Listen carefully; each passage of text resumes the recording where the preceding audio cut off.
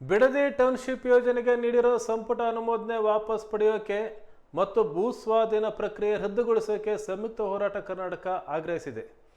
ಈ ಕುರಿತು ಇಂದು ಸುದ್ದಿಗೋಷ್ಠಿಯಲ್ಲಿ ಮಾತನಾಡಿದ ರೈತ ಸಂಘದ ರಾಜ್ಯಾಧ್ಯಕ್ಷ HR ಬಸವರಾಜಪ್ಪ ಅವರು, ರಾಮನಗರವನ್ನು ಉಪಮುಖ್ಯಮಂತ್ರಿ DK ಶಿವಕುಮಾರ್ ಟೌನ್ಶಿಪ್ ಮಾಡಲು ಹಠ ಮಾಡ್ತಾ ಇದ್ದಾರೆ. ಮುಖ್ಯಮಂತ್ರಿ ಸಿದ್ದರಾಮಯ್ಯ ಅವರು ಮುಖ್ಯಮಂತ್ರಿ DK ಶಿವಕುಮಾರ್ ಅವರ ಹಠಕ್ಕೆ ಬೆಂಬಲಿಸಿದರೆ ಅವರಿಗೆ ಇರುವ ಅಲ್ಪ ಸ್ವಲ್ಪ ಮರ್ಯಾದೆ ದಿವಸ ಕಳೆದೋಗುತ್ತೆ ಅಂತ ದೂರಿದರು. ಕುಮಾರಸ್ವಾಮಿ ಮುಖ್ಯಮಂತ್ರಿ ಆಗಿದ್ದಾಗ 5 ಟೌನ್ಶಿಪ್ ಮಾಡೋಕೆ ಹೊರಟಿದ್ರು. ಇದರಲ್ಲಿ ರಾಮನಗರವೂ ಸೇರಿತ್ತು. ವಿರೋಧ ವ್ಯಕ್ತಪಡಿಸಿದ ಕಾರಣ ಕೈಬಿಟ್ಟಿದ್ರು. ಈಗ DK ಶಿವಕುಮಾರ್ ಮತ್ತೆ ಕೈಗೆ ಎತ್ಕೊಂಡಿದ್ದಾರೆ. ರೈತರ ಪ್ರತಿಭಟನೆ ಮುಂದುವರಿಯುತ್ತೆ ಅಂತ ಹೇಳಿದ್ದಾರೆ.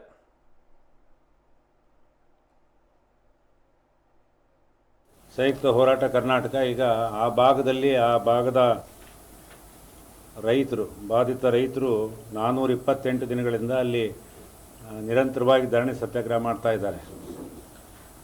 ಆದ್ರೂ ಕೂಡ ಮೊನ್ನೆ ಸಿದ್ದರಾಮಯ್ಯ ನೇತೃತ್ವದ ಸರ್ಕಾರ ಸಚಿವ ಸಂಪುಟದಲ್ಲಿ ಅನುಮೋದನೆ ಕೊಟ್ಟಿದೆ. ಅದು ನಾನು ಕೂಡ ಹೋಗಿದ್ದೀನಿ ಆ ಭಾಗದಾಗೆಲ್ಲ, ಪೂರ್ತಿ ಆ ಧರಣಿಯಲ್ಲೂ ಕೂಡ ನಾನು ಭಾಗವಹಿಸಿದ್ದೀನಿ.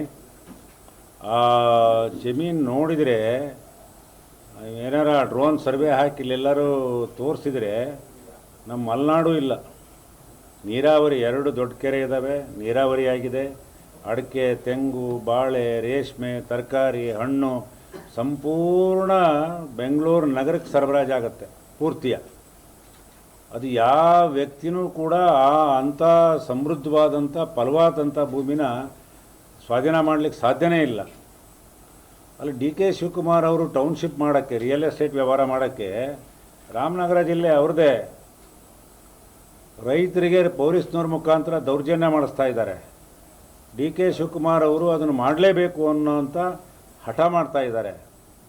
ನಾವು ಮುಖ್ಯಮಂತ್ರಿ ಸಿದ್ದರಾಮಯ್ಯನವರಿಗೆ ಒತ್ತಾಯ ಮಾಡ್ತಾ ಇದ್ದೀವಿ, ನೀವು ಏನಾರು DK ಶಿವಕುಮಾರ್ ಅವರ ಒತ್ತಾಯಕ್ಕೆ ಮಣಿದು ನೀವು ಅದನ್ನು ಮಾಡೋಕ್ಕೆ ಹೋದರೆ ನಿಮಗಿರ್ತಕ್ಕಂಥ ಅಲ್ಪ ಸ್ವಲ್ಪ ಗೌರವ, ರಾಜ್ಯದ ಜನರು ನಿಮ್ಮ ಮೇಲೆ ಇಟ್ಟಿರ್ತಕ್ಕಂಥ ಗೌರವ ಸಂಪೂರ್ಣ ಕಳ್ಕೊಳ್ತೀರಿ. ಆದ್ದರಿಂದ ಯಾವುದೇ ಕಾರಣಕ್ಕೂ ಕೂಡ ಅದನ್ನು ರದ್ದು ಮಾಡಬೇಕು ಅಂಥೇಳಿ ಮುಖ್ಯಮಂತ್ರಿಗಳಿಗೆ ಒತ್ತಾಯ ಮಾಡ್ತಾ ಇದ್ದೀವಿ. ನಿನ್ನೆನೂ ಕೂಡ ಬೆಂಗಳೂರಲ್ಲೂ ಪತ್ರಿಕಾಗೋಷ್ಠಿ ಮಾಡಿ ಮತ್ತೆ ಹೇಳಿದ್ದಾರೆ. ಅಲ್ಲಿ ಇವತ್ತು ಬೆಂಗಳೂರು ಉಸಿರಾಡೋ ಅಂಥ ವಾತಾವರಣ ಇಲ್ಲ. ಬೆಂಗಳೂರಿನಲ್ಲಿ ಈಗಾಗಲೇ ಬೆಂಗಳೂರು ಜನ ಹೊರಗೆ ಹೋಗ್ಬೇಕು ಅನ್ನೋ ಮಟ್ಟಕ್ಕೆ ಬೆಂಗಳೂರು ಬೆಳೆದೋಗಿದೆ, ವಕ್ರ ಬೆಳೆದೋಗಿದೆ. ಅಂಥ ಪರಿಸ್ಥಿತಿಯಲ್ಲಿ ಮತ್ತಿನ್ನೂ ಟೌನ್ಶಿಪ್ ನಿರ್ಮಾಣ ಮಾಡೋಕ್ಕೆ ಇವತ್ತು ಬೇಕಾದಷ್ಟು ಟೌನ್ಶಿಪ್ಗಳಿದ್ದಾವೆ. ಅದರಲ್ಲಿ ಇನ್ನೂ ಟೌನ್ಶಿಪ್ ನಿರ್ಮಾಣ ಮಾಡಲಿಕ್ಕೆ ಇವರು ಹೊರಟಿದ್ದಾರೆ. ಹಿಂದೆ ಕುಮಾರಸ್ವಾಮಿ ಮುಖ್ಯಮಂತ್ರಿ ಆದಾಗ ಅವರು 5 ಟೌನ್ಶಿಪ್ ಮಾಡೋಕ್ಕೆ ಹೊರಟಿದ್ರು.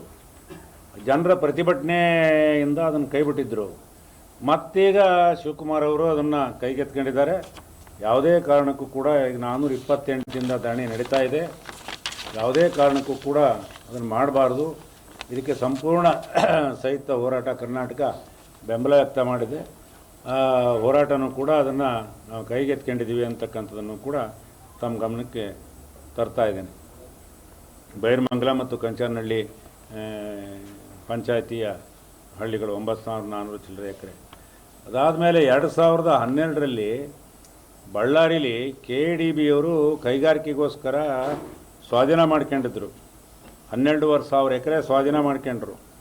ಈಗ 15 ವರ್ಷ ಆದ್ರೂ ಕೂಡ ಅಲ್ಲಿ ಯಾವುದೇ ಒಂದೇ ಒಂದು ಕೈಗಾರಿಕೆ ಆಗಿಲ್ಲ. ಅಲ್ಲಿ ಒಂದೇ ಒಂದು ಕೈಗಾರಿಕೆ ಆಗಿಲ್ಲ. ಆರ್ಸೆರಲ್ ಮಿತ್ತಲ್ ಕಂಪ್ನಿಗೆ ಏನು ಆರ್ಸೆಲರ್ ಮಿತ್ತಲ್ ಕಂಪ್ನಿಗೆ ಏನು ಭೂಮಿ ಕೊಟ್ಟಿದ್ರು ಅದು ಅವರು ಕೈಗಾರಿಕೆ ಮಾಡಬೇಕಾಗಿತ್ತು. ಅದನ್ನು ಬಿಟ್ಟು ಜಿಂದಾಲ್ ಕಂಪ್ನಿಗೆ ಇದು ಕಾನೂನು ಬಾಹಿರವಾಗಿ ಅದನ್ನು ಕೊಡಕ್ಕೆ ಹೊರಟಿದ್ದಾರೆ.